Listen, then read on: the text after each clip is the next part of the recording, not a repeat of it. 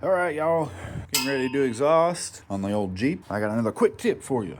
O2 sensors. Basically, there's two different types of O2 sensors. The older style, which would be what, 97 to O2, used a case grounded style of O2 sensor, usually with the black plug. These are the rear O2s, but you can use them in any position. My harness has this style plug, so I'm using the rear O2s for that. The front O2s have like a flat 4-pin connector, which you could switch or whatever, depending on what your harness has. The later style, O3 Plus, came with an isolated ground O2 sensor. A lot of issues have been had because people don't really realize which ones they have. So O3 on, you have an isolated ground sensor and the isolated ground harness. So I've got it mapped out here. So basically your O2 sensor, this is for isolated ground. The heating circuit gets its power from the fuse and then it grounds somewhere, probably another wire. And then the isolated ground comes from the high signal, and basically the low signal for all the O2 sensors are just connected together,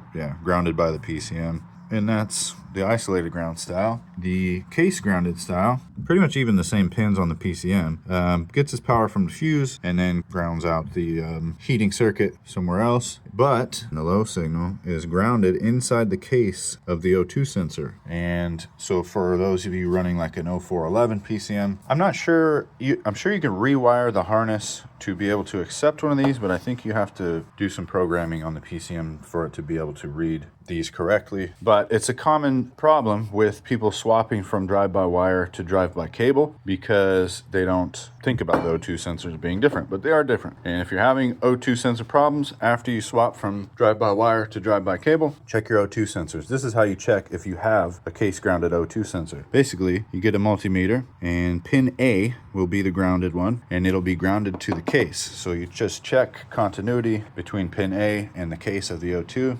Okay, so we've got that on pin A, which is the white wire in my case. It might be different on yours. These are Denso O2 sensors, but we're going to touch.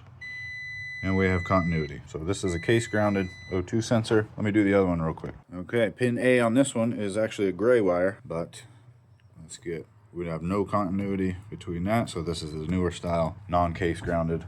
So this will work with an O3 Plus drive-by-wire setup.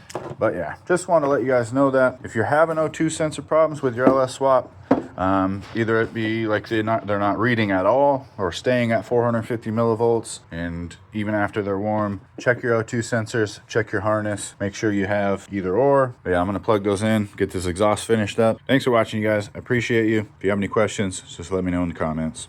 Take it easy.